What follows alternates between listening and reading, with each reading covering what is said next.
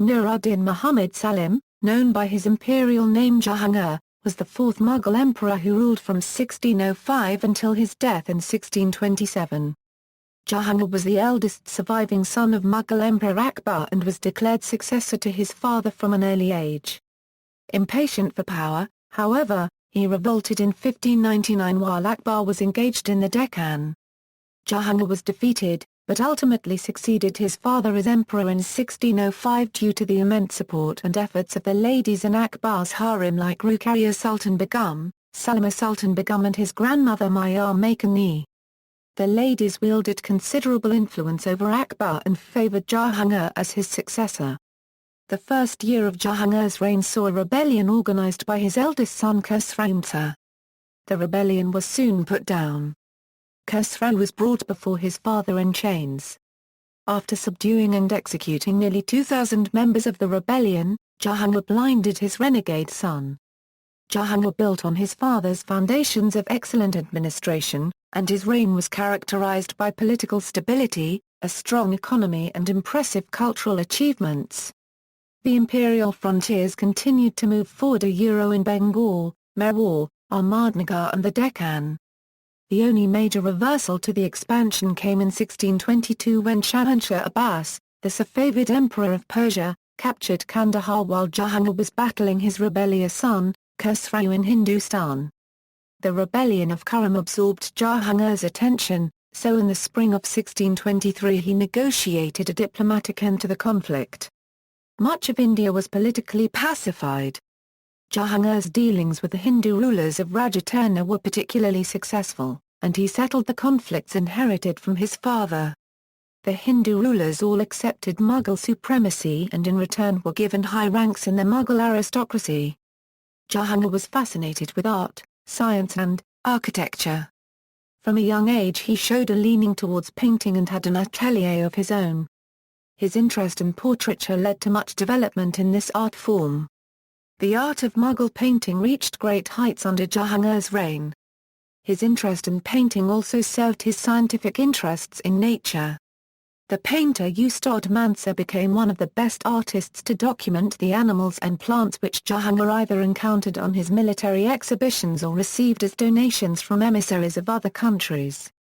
Jahangir maintained a huge aviary and a large zoo, kept a record of every specimen and organized experiments. Jahangir patronized the European and Persian arts. He promoted Persian culture throughout his empire. This was especially so during the period when he came under the influence of his Persian empress, Nur Jahan, and her relatives, who from 1611 had dominated Mughal politics. Amongst the most highly regarded Mughal architecture dating from Jahangir's reign is the famous Shalimar Gardens in Kashmir. The world's first seamless celestial globe was built by Mughal scientists under the patronage of Jahangir. Jahangir, like his father, was a proper Sunni Muslim with tolerance. He allowed, for example, the continuation of his father's tradition of public debate between different religions. The Jesuits were allowed to dispute publicly with Muslim ulama and to make converts. Jahangir specifically warned his nobles that they should not force Islam on anyone as mentioned in the Quran. Jizya was not imposed by Jahangir. Edward Terry, an English chaplain in India at the time, saw a ruler under which all religions are tolerated and their priests held in good esteem. Jahangir enjoyed debating theological subtleties with Brahmins, especially about the possible existence of avatars. Both Sunnis and Shias were welcome at court, and members of both sects gained high office. Sir Thomas Roe, England's first ambassador to the Mughal court, went as far as labelling Jahangir, who was sympathetic to Christianity, an atheist. Jahangir was not without his vices. He set the precedent for sons rebelling against their emperor fathers and was much criticized for his addiction to alcohol, opium, and women. He was thought of allowing his wife, Nur Jahan, too much power, and her continuous plotting at court is considered to have destabilized the imperium in the final years of his rule. The situation developed into open crisis when Jahangir's son, Khurram, fearing to be excluded from the throne, rebelled in 1622. Jahangir's forces chased Khurram and his troops from Fatehpur Sikri to the Deccan, to Bengal and back to the Deccan, until Khurram surrendered unconditionally in 1626. The rebellion and court intrigues that followed took a heavy toll on Jahangir's health. He died in 1627 and was succeeded by Khurram, who took the imperial throne of Hindustan as the Emperor Shah Jahan. Jahangir is considered one of the greatest Mughal emperors by scholars and the fourth of the Grand Mughals in Indian historiography. Much romance has gathered around his name, and the tale of his illicit relationship with the Mughal courtesan, Anakali, has been widely adapted into the literature, art and cinema of India. Revolts and succession disputes. Prince Salim forcefully succeeded to the throne on Thursday, 21st Jamadi 2, 1014 AH/November 3, 1605, 8 days after his father's death. Salim ascended to the throne with the title of Nur-ud-din Mohammad Jahangir Badshah Ghazi, and thus began his 22-year reign at the age of 36. Jahangir soon after had to fend off his son, Prince Khusrau Mirza, when he attempted to claim the throne based on Akbar's will to become his next heir. Khusrau Mirza was defeated in 1606 and confined in the fort of Agra. As punishment, Khusrau Mirza was blinded, and the Sikh Guru Arjan Dev tortured for 5 days until he disappeared while taking a bath in a riviera for giving the then fugitive Khusrau Mirza money when he visited Guru Arjan. Jahangir considered his third son Prince Khurram, his favourite.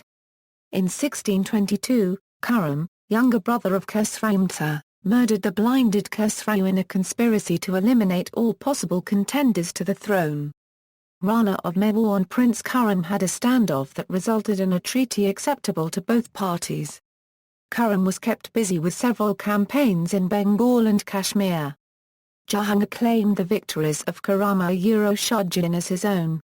Taking advantage of this internal conflict, the Persians seized the city of Kandahar, and as a result of this loss, the Mughals lost control over the trade routes to Afghanistan, Persian and Central Asia, and also exposed India to invasions from the northwest.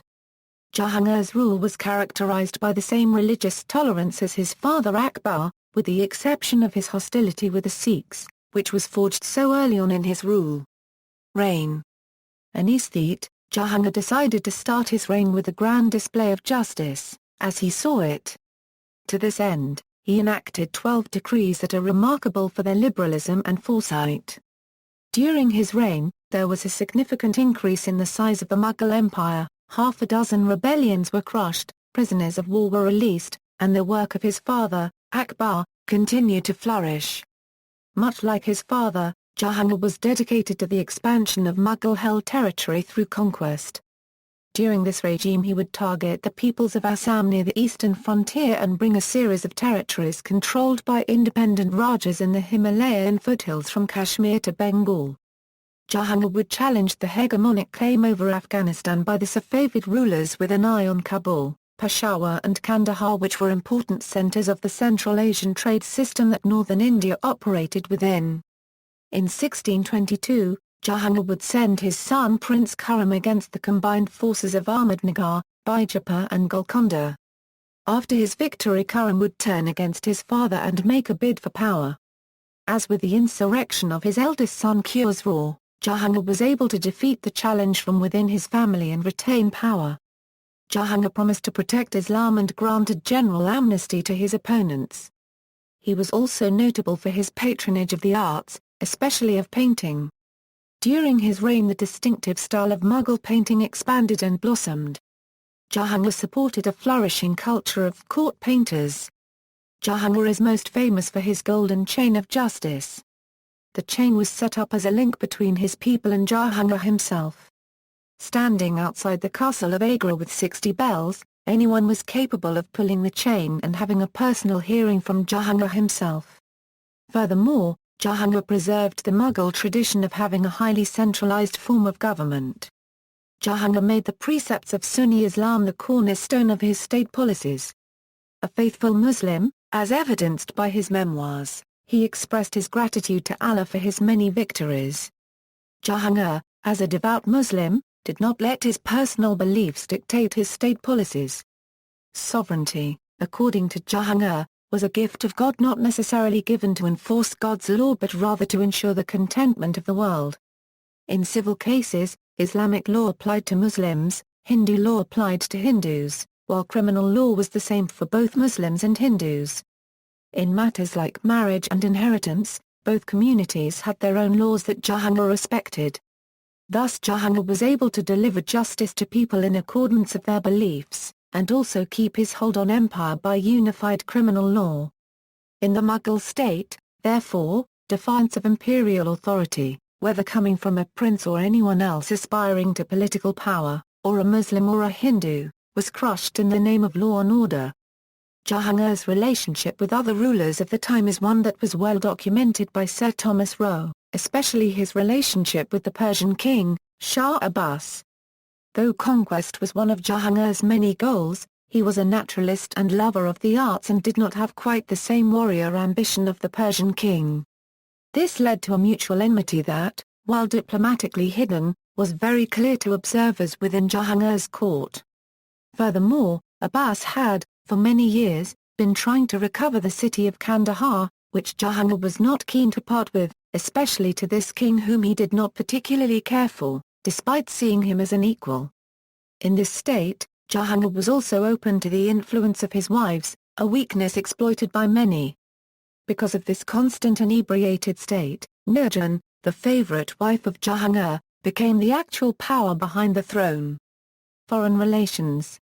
In the year 1623, the Mughal Emperor Jahangir sent his Tahwildar, Khan Alam to Safavid Persia, accompanied by 800 sepoys, scribes and scholars along with 10 howdahs well decorated in gold and silver, in order to negotiate peace with Abbas I of Persia after a brief conflict in the region around Kandahar.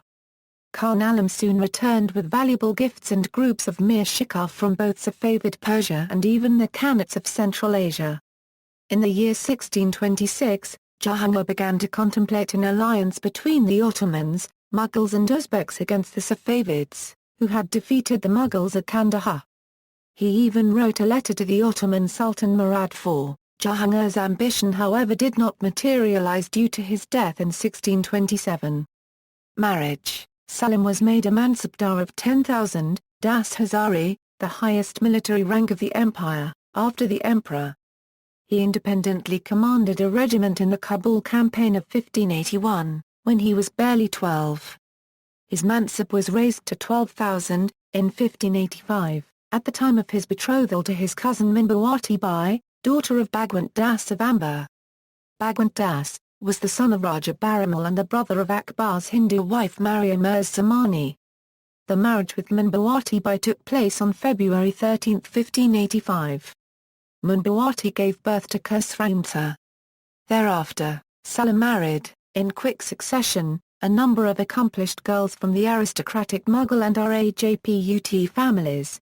One of his early favourite wives was a Rajput princess, known as Jagat Gojain or Princess Manmati, who gave birth to Prince Khurram, the future Shah Jahan, Jahangir's successor to the throne. The total number of wives in his harem was more than 800. Jahangir married the extremely beautiful and intelligent Nur-ud-din on May 25, 1611. She was the widow of Shah Afghan. Nur-ud-din became his indisputable chief consort and favourite wife immediately after their marriage. She was witty, intelligent and beautiful, which was what attracted Jahangir to her. Before being awarded the title of Nur Jahan, she was called Nur Mahal. Her abilities are said to range from fashion designing to hunting. There is also a myth that she had once killed 4 tigers with 6 bullets. Nur Jahan. Nur-ud-din, or Nur Jahan, occupies an important place in the history of Jahangir. She was the widow of a rebel officer, Shah Afghan, of Mughals, whose actual name was Ali Quli Beg Istilu. He had earned the title Shah Afghan from Emperor Akbar after throwing off a tiger that had leapt to attack Akbar on the top of an elephant in a royal hunt at Bengal, and then stabbing the fallen tiger to death. Akbar was greatly affected by the bravery of the young Turkish bodyguard accompanying him and awarded him the captaincy of the Imperial Guard at Burdwan, Bengal. Shah Afghan had killed in rebellion the governor of Bengal Qutbuddin Khokar, who was instructed secretly by Jahangir in his quest and who also was the emperor's foster brother and Sheikh Salim Chishti's grandson and consequently had been slain by the guards of the governor. The widowed Nur-ud-din was brought to Agra along with her 9-year-old daughter and placed in a or refused to be placed in the royal harem in 1607. Jahangir married her in 1611 and gave her the title of Nur Jahan or Light of the World. It was rumoured that Jahangir had a hand in the death of her first husband Shah Afghan, albeit there is no recorded evidence to prove that he was guilty of that crime. In fact, most travellers' reports say that he met her after Shah Afghan's death. See Ellis and Banks Findlay's scholarly biography for a full discussion. According to poet and author Vidyadhar Meher Jan, Nur Jahan had a piercing intelligence, a volatile temper and sound common sense. She possessed great physical strength and courage. She went on hunting tours with her husband, and on more than one occasion shot and killed ferocious tigers. She was devoted to Jahangir and he forgot all about the world and entrusted all the work of the government to her. The loss of Kandahar was due to Prince Khurram's refusal to obey her orders. When the Persians besieged Kandahar, Nur Jahan was at the helm of affairs. She ordered Prince Khurram to march for Kandahar, but the latter refused to do so. There is no doubt that the refusal of the prince was due to her behaviour towards him. She was favouring her son-in-law, Shah, at the expense of Khurram. Khurram suspected that in his absence, Shah might be given promotion and he might die on the battlefield. It was this fear which forced Khurram to rebel against his father rather than fight against the Persians, and thereby Kandahar was lost to the Persians. Nur Jahan struck coins in her own name during the last years of Jahangir's reign when he was taken ill. Conquests.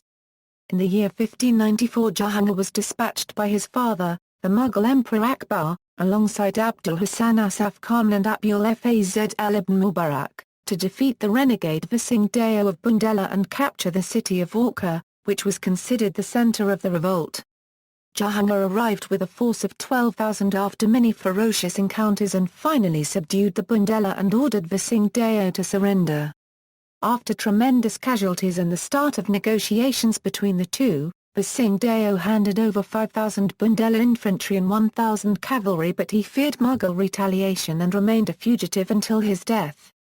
The victorious Jahangir, only 16 years of age, ordered the completion of the Jahangir Mahal, a famous Mughal citadel in Orcha, to commemorate and honour his victory. Jahangir then gathered his forces under the command of Ali Kulai Khan and fought Lakshmi Narayan of Koch Bahar. Lakshmi Narayan, then accepted the Mughals as his suzerains. He was given the title Nazir and later established a garrison at Athara Kortha. In 1613, the Portuguese seized the Mughal ship Rahmi, which had set out from Surat on its way with a large cargo of 100,000 rupees and pilgrims, who were on their way to Mecca and Medina in order to attend the annual Hajj. The Rahma was owned by Maryam Makani, Jahangir's mother. She was referred as Queen Mother of Hindustan during his reign. Rahma was the largest Indian ship sailing in the Red Sea and was known to the Europeans as the Great Pilgrimage Ship. When the Portuguese officially refused to return the ship and the passengers, the outcry at the Mughal court was quite unusually severe. The outrage was compounded by the fact that the owner and the patron of the ship was none other than the revered mother of the current emperor. Jahangir himself was outraged and ordered the seizure of the Portuguese town Daman. He ordered the apprehension of all Portuguese within the Mughal Empire. He further confiscated churches that belonged to the Jesuits. This episode is considered to be an example of the struggle for wealth that would later ensue and lead to colonization of the Indian subcontinent. Jahangir was responsible for ending a century-long struggle with the state of Mewar. The campaign against the Rajputs was pushed so extensively that the latter were made to submit, and that too with a great loss of life and property. Jahangir also thought of capturing Kangra Fort, which Akbar had failed to do. Consequently a siege was laid, which lasted for 14 months, and the fort was taken in 1620. The district of Kishtwar, in the state of Kashmir, was also conquered. Death. He was trying to restore it by visiting Kashmir and Kabul. He went from Kabul to Kashmir but returned to Lahore on account of a severe cold. Jahangir died on the way back from Kashmir near Sarai Saudabad in 1627. To preserve his body, the entrails were removed and buried in the Chingas Fort, Kashmir. The body was then transferred to Lahore to be buried in Shahderabad, a suburb of Lahore, Punjab. He was succeeded by his third son, Prince Khurram, who took the title of Shah Jahan. Jahangir's elegant mausoleum is located in the Shah-Dara locale of Lahore and is a popular tourist attraction in Lahore. Religion. While Sunni Islam was the state religion, there was not widespread pressure to convert. Indeed, Jahangir specifically warned his nobles that they should not force Islam on anyone. In the first century of Islamic expansion, this attitude was taken partially because of concerns that an absence of non-Muslims would deprive the state of a valuable source of revenue. However, as the jizya was not imposed by Jahangir, there might have been more behind this policy of toleration than mere economic reasoning. Jahangir was certainly willing to engage with other religions, and Edward Terry, an English chaplain in India at the time, saw a ruler under which all religions are tolerated and their priests held in good esteem. Brahmins on the banks of the Ganges received gifts from the emperor. While following a meeting with Jadrup, a Hindu ascetic, Jahangir felt compelled to comment that association with him is a great privilege. He enjoyed debating theological subtleties with Brahmins, especially about the possible existence of avatars. Both Sunnis and Shias were welcome at court, and members of both sects gained high office. When drunk, Jahangir swore to Sir Thomas Roe, England's first ambassador to the Mughal court, that he would protect all the peoples of the book. But relations between them did turn tense in the year 1617 when Sir Thomas Roe, the Elizabethan diplomat, warned the Mughal Emperor Jahangir that if the young and charismatic son Prince Shah Jahan, the newly instated as the Subadar of Gujarat, had turned the English out of the province, then he must expect we would do our justice upon the seas. Fearing the worst, Shah Jahan sealed an official firman allowing the English to trade in Gujarat in the year 1618. Many contemporary chroniclers were not even sure quite how to describe his personal belief structure. Roe labelled him an atheist, and although most others shied away from that term, they did not feel as though they could call him an orthodox Sunni. He relied greatly on astrologers, even to the extent that he required that they work out the most auspicious time for the imperial camp to enter a city. Roe believed Jahangir's religion to be of his own making, for he envies the Prophet Muhammad, and wisely sees no reason why he should not be as great a prophet as he, and therefore professed himself so. He hath found many disciples that flatter or follow him. At this time, one of those disciples happened to be the current English ambassador, though his initiation into Jahangir's inner circle of disciples was devoid of religious significance for Roe, as he did not understand the full extent of what he was doing. Jahangir hung a picture of himself set in gold hanging at a wire gold chain round Roe's neck. Roe thought it an especial favour, for that all the great men that were the king's image received no other than a medal of gold as big as sixpence. Had Roe intentionally converted, it would have caused quite a scandal in London. But since there was no intent, there was no resultant problem. Such disciples were an elite group of imperial servants, with one of them being promoted to Chief Justice. However, it is not clear that any of those who became disciples renounced their previous religion, so it is probable to see this as a way in which the emperor strengthened the bond between himself and his nobles. Despite Roe's somewhat casual use of the term atheist, he could not quite put his finger on Jahangir's real beliefs. Roe lamented that the emperor was either the most impossible man in the world to be converted, or the most easy. For he loves to hear, and hath so little religion yet, that he can well abide to have any derided. Jahangir had continued his for their unregistered trademark fusion of aspects from a number of religions, while remaining as a Muslim. Akbar had given himself the right to make the final decision on all doctrinal matters, and began to establish his own religion, Din Ilahi. Broad toleration for other religions made little sense to Europeans forged in the heat of religious conflict, while the lifestyle and pretensions Jahangir afforded himself meant that it was difficult to see him as a devout Muslim. Sri Ram Sharma argues though that contemporaries and some historians have been too disparaging about Jahangir's beliefs, simply because he did not persecute non-believers and enforce his views on others. This should not imply that the multi-confessional state appealed to all, or that all Muslims were happy with the situation in India. In a book written on statecraft for Jahangir, the author advised him to direct all his energies to understanding the counsel of the sages and to comprehending the intimations of the ulema. At the start of his regime many staunch Sunnis were hopeful, because he seemed less tolerant to other faiths than his father had been. At the time of his accession and the elimination of Abul Fazl, his father's chief minister and architect of his eclectic religious stance, a powerful group of orthodox noblemen had gained increased power in the Mughal court. Jahangir did not always benevolently regard some Hindu customs and rituals. On visiting a Hindu temple, he found a statue of a man with a pig's head, which was supposed to represent God, so he ordered them to break that hideous form and throw it in the tank. If the Tuzuk is reliable on this subject, then this was an isolated case. J.F. Richards argues that Jahangir seems to have been persistently hostile to popularly venerated religious figures, which is debatable. Hindu ascetics like Jadrup were treated with respect, and it was only those who upset the order of the state that were seen as a threat to the state, with their popularity making them even more dangerous. A great Muslim saint, Hazrat Mujaddid al-Ifsani Imam-e Rabbani Sheikh Ahmed Sir Hindi al-Faruqi, who had gained large number of followers through his spiritual preaching, was imprisoned in Gwalior fort. Most notorious was the execution of the Sikh Guru Arjan Dev Ji. It is unclear that Jahangir even understood what a Sikh was, referring to Guru Arjan as a Hindu, who had captured many of the simple-hearted of the Hindus, and even of the ignorant and foolish followers of Islam, by his ways and manners. For 3 or 4 generations they had kept this shop warm. The trigger for Guru Arjan's execution was his support for Jahangir's rebel son Khusrau Mirza, yet it is clear from Jahangir's own memoirs that he disliked Guru Arjan before then. Many times it occurred to me to put a stop to this vain affair or bring him into the assembly of the people of Islam. Rana was described as an infidel, but only because he was fighting against the Mughals, and infidel was used as an everyday phrase to describe all non-Muslims anyway.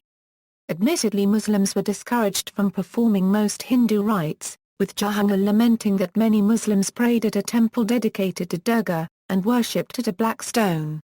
With Jahangir himself occasionally taking part in Hindu ceremonies, the aforementioned example was probably one way of showing support for the idea that Muslim and Hindus should not mix their rituals. His attitude to religion in his domain was relaxed yet diligent. He saw himself as doing Allah's bidding, yet he was inquisitive enough to explore new ideas about religion, intelligent enough to understand that Hindus were in the majority and grand enough in his pretensions not to need to obey every line of the Quran. Such a religious situation allowed the more recently arrived form of Christianity to have opportunity to grow. Jahangir did not seem to have anything against Christianity. He wrote fondly of Akbar's reign, when Sunnis and Shias met in one mosque, and Franks and Jews in one church, and observed their own forms of worship. Rowe noted that of Christ he never utters any word unreverently. His prayer room in Agra contained pictures of Our Lady and Christ.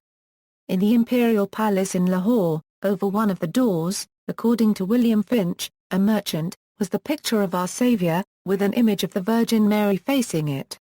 Elsewhere, the emperor had pictures of angels and demons, with the demons having a most ugly shape, with long horns, staring eyes. With such horrible deformity, that I wonder the poor women are not frightened therewith. It is possible that Jahangir might have seen these images in their Islamic persona, as the Quran features such creatures, yet depiction of living things was haram, so the images could well have been created by a Christian artist. However, as Mughal art was still heavily Persian-influenced, images of living beings were allowed, and widespread, so perhaps the otherworldly images had nothing to do with Christianity at all. They nonetheless caught Finch's eye. Muqarrab Khan sent to Jahangir a European curtain the like of which in beauty no other work of the Frank-European painters has ever been seen. One of his audience halls was adorned with European screens. Christian themes attracted Jahangir, and even merited a mention in the Tuzuk. One of his slaves gave him a piece of ivory into which had been carved 4 scenes. In the last scene there is a tree, below which the figure of the revered Jesus is shown. One person has placed his head at Jesus' feet, and an old man is conversing with Jesus and 4 others are standing by. Though Jahangir believed it to be the work of the slave who presented it to him, Sayyid Ahmad and Henry Beveridge suggest that it was of European origin, and possibly showed the Transfiguration. Wherever it came from, and whatever it represented, it was clear that a European style had come to influence Mughal art, otherwise the slave would not have claimed it as his own design. nor would he have been believed by Jahangir. There was even some baseless suggestion that Jahangir had converted to Christianity. Thrown by the religious tolerance of Akbar and Jahangir's rule, the Jesuits had long thought that they were always on the verge of conversion.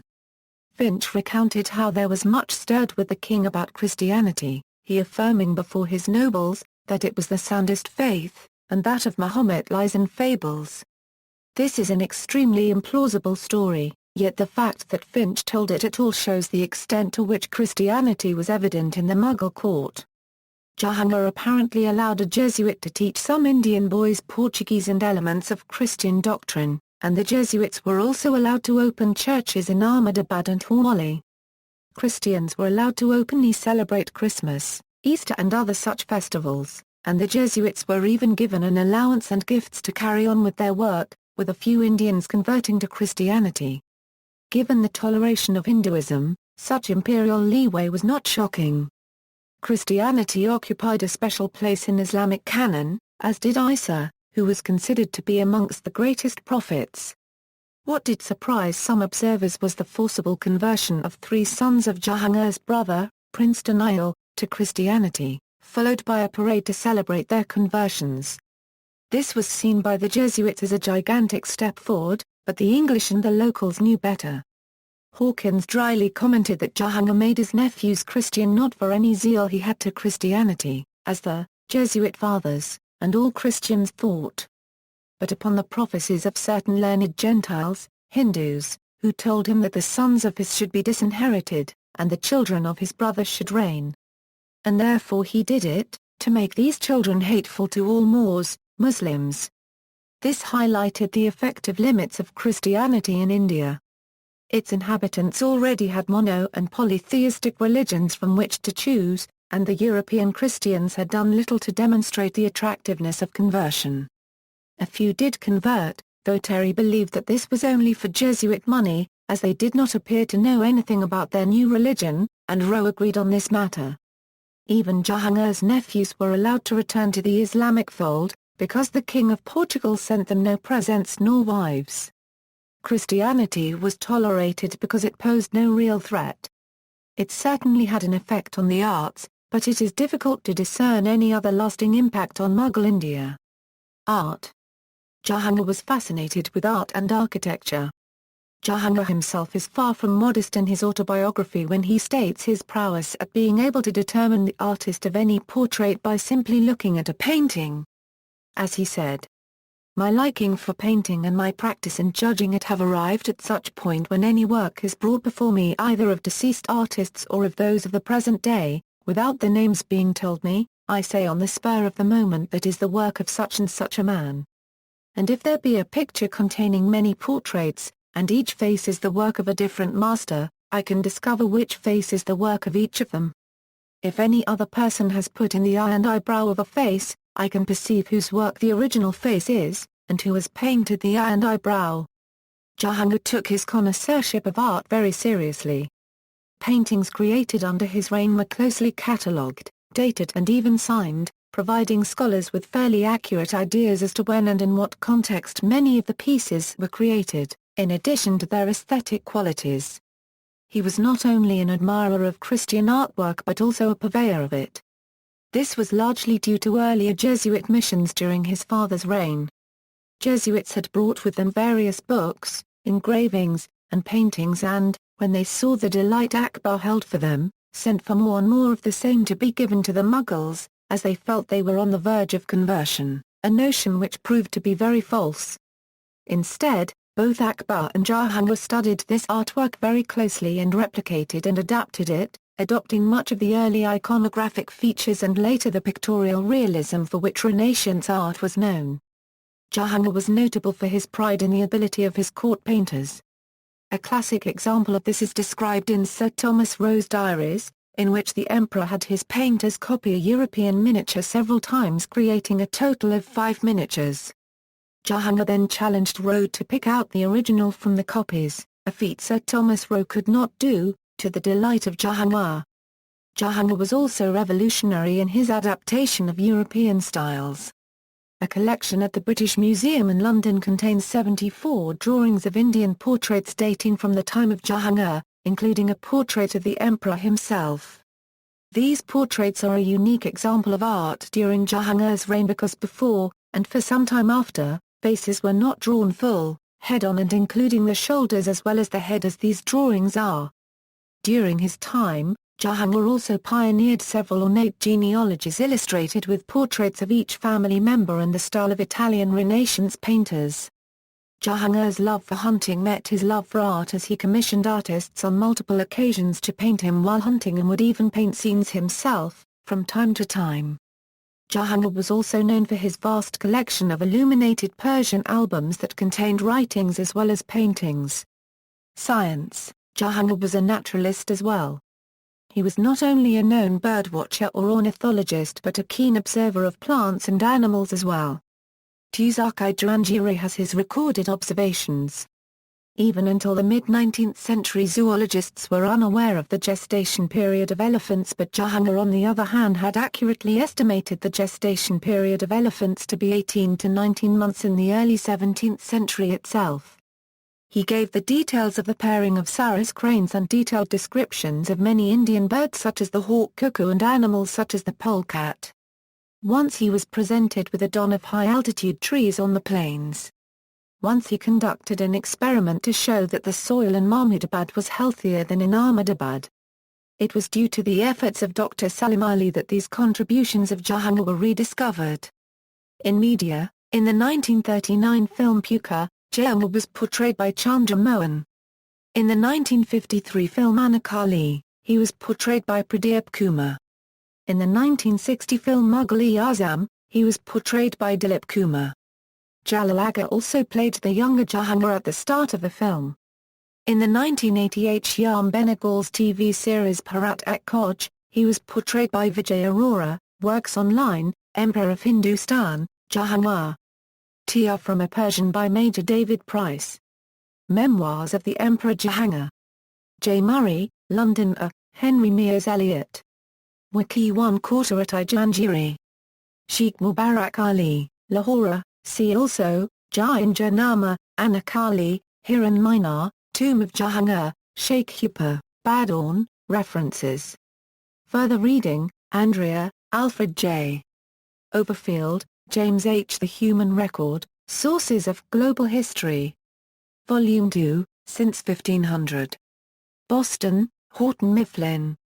ISBN A0-618-37041-2. Alvi, Sajida S. Religion and State during the reign of Mughal Emperor Jahangir, Non-Juristical Perspectives. Studia Islamica 69, 95 119 doi, 10.2307/1596069.